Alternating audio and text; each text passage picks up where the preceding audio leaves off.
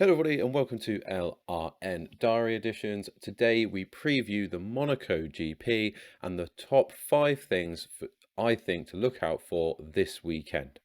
So getting straight into it, at number 5 we have the jewelry dispute being delayed. So we've discussed it on a few episodes so far that the Monaco GP was going to be the cutoff for Lewis Hamilton to remove his jewelry that he's refused to do. In line with the FIA deadline.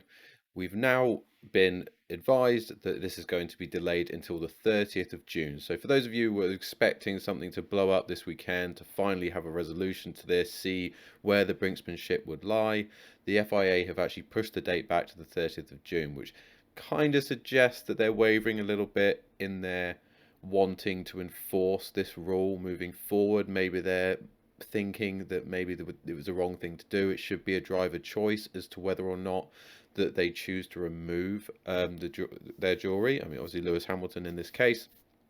The grounds for doing this is safety concerns.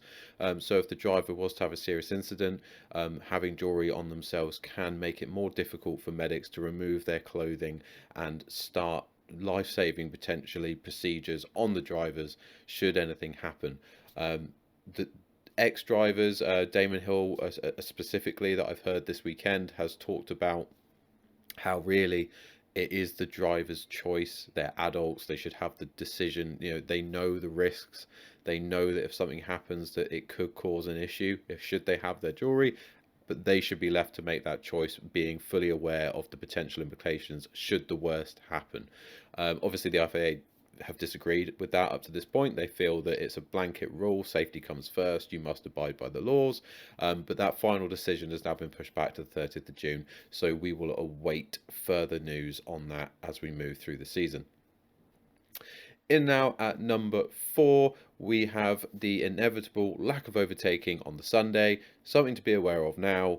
The cars are bigger, slower, fatter, and while they are good at following, as we know in Monaco, doesn't matter how close you get, you can't get past. Obviously, I'll draw your attention back to Ricciardo in that fabulous drive in the Red Bull in 2018.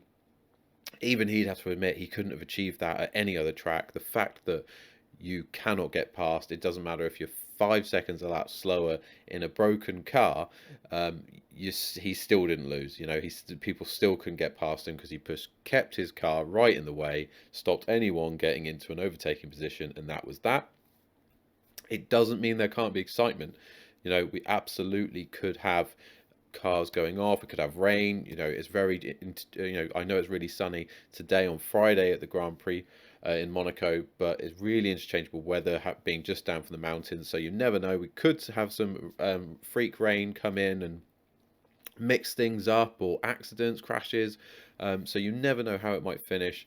But in terms of genuine overtakes on the track, I would suspect we will not see many of those beyond the start and the first corner, or maybe a couple of dives out of the tunnel. But in general, don't expect too much.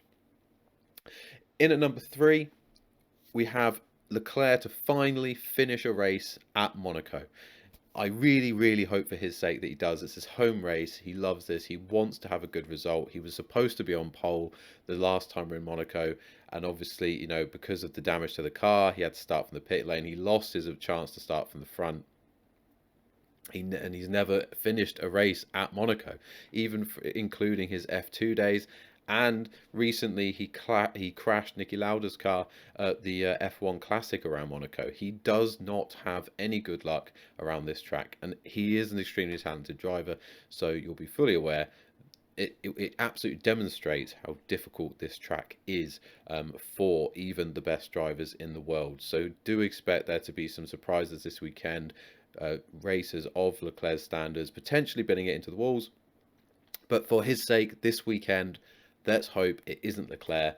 Let him get to the end, get some points, maybe a win at his home Grand Prix, but certainly at least let him get to the end of the race. And I do expect him to put that curse to bed and have a really good weekend, but we'll see how things play out over the weekend. In at number 2, we have a Quali cracker Saturday. So absolutely, if you're new to Formula One, you've been around a while, you may know that the Saturday on Monaco weekend is absolutely the day to be invested in the Monaco Grand Prix. This is when the results are decided. This is when the action happens. The Monaco Grand Prix is fantastic for close qualifying results because it's a really short track. Driver ability comes to the fore far more than any other track in the calendar year, and Saturday is by far the most important day of the weekend. So if you're going to get invested, you're going to sit down and watch it with the family, whatever you choose to do it on the Saturday. Love the qualifying, and then keep an eye on the race if you can only invest your time into one or the other, because I fully expect Saturday to be really close, really mixed up grid. You won't get that 2-2-2 dynamic of some races where it's just done by the quickest cars, because the drivers really will have that huge impact. I think drivers like Albon in the Williams, Norris in the McLaren, who can outperform their cars, you're going to see some really good performances. So look out for those. Bottas was really hopeful of hearing from him. He thinks he could be in chance of a podium this weekend in that Alfa Romeo. So look out for him as well. He has had an issue in first practice. He didn't get any running, so hopefully he can still pick up and get to grips with the car before the qualifying in the race and have a good weekend. But it'd be really good to see a fully mixed up grid. I do think Verstappen and Leclerc are going to have too much at the front. They seem to be obviously the form guys of the season, but behind those two, anything can happen. Anything can happen. So get involved on the Saturday. Enjoy it. It's going to be a really good event on the Saturday. So yeah, I hope you look forward to that. Finally, in at number one is going to be the debate about the Monaco Grand Prix in general and whether it should continue on the calendar. There is some murmurs that the Formula One hierarchy are not convinced that Monaco is it stands for modern Formula One anymore. I don't necessarily agree with that. I think it is maybe more to do with broadcasting rights, who does the televising. I've heard some things that it is behind the scenes. Maybe they're lodging for a better deal, or however they want to do things moving forward. But Monaco is synonymous with Formula One. I do think it should continue on the calendar. I don't know that there's much you can do in terms of the quality of racing, but they really should be pushing the Saturday as the event. Get more people interested. Really push qualifying as a huge day to get involved on top of the race, because it'll happen on race day naturally. People are there, the celebrities are there. It will just happen. Make it more of a weekend thing, because that Saturday on Monaco is normally awesome. And I certainly hope to see it remain on the calendar. While the actual race itself isn't that exciting, just seeing the cars go around Monaco, the sheer talent it takes, the jeopardy of getting so close to the walls, some of the front runners are probably going to have an accident. There's going to be safety cars, and hopefully that will bring some excitement to the race. But I don't want to see it leave the calendar. I think it should be a absolute nailed on staple of the calendar. Hopefully, maybe there are things they could do to improve it, and I'll leave that with better minds than mine to work out how they go about doing it.